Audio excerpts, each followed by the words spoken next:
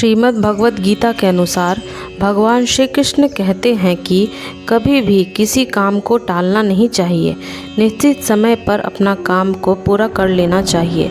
अगर आप कोई व्यक्ति ऐसा करता है तो वह हमेशा सफलता को प्राप्त करता है।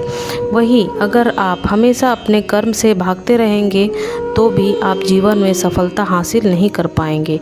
गीता में यह कहा गया है कि यदि व्यक्ति का कर्म सही दिशा में हो तो वह बड़ी से बड़ी मुश्किल का सामना भी आसानी से कर लेता है और कभी उसे असफलता का सामना करना नहीं पड़ता।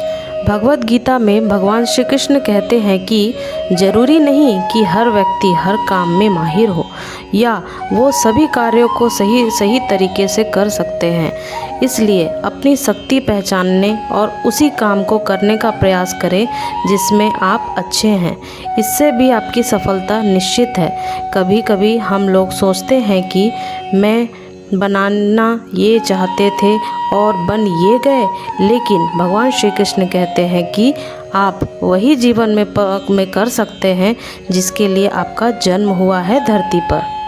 श्री कृष्ण कहते हैं कि डर लगने में कोई बुराई नहीं है, लेकिन उस डर को कभी भी खुद पर हावी ना होने दें।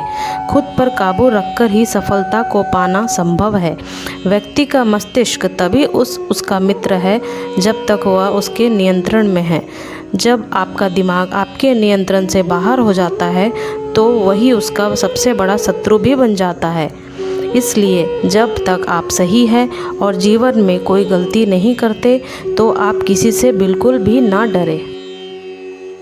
कर्म करने और जीवन में आगे बढ़ते रहने की प्रेरणा देती है।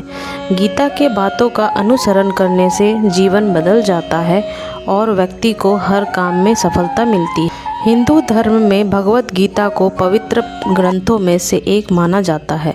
श्रीमद् भगवत गीता में भगवान श्री कृष्ण के उन उपदेशों का वर्णन है जो उन्होंने महाभारत युद्ध के दौरान अर्जुन को दिया था। गीता में 18 अध्याय और 700 श्लोक हैं जिनमें धर्म के मार्ग का अनुसरण करते हुए कर्म करने की शिक्षा दी गई है। शास्त्रों के अनुसार भगवत गीता में मनुष्य को अपनी हर समस्या का हल मिल सकता है।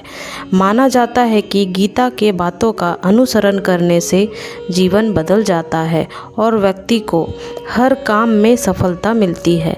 इसके साथ ही गीता में सफलता के कुछ मंत्र भी बताए गए हैं जिन्हें आप जीवन में उतार सकते हैं।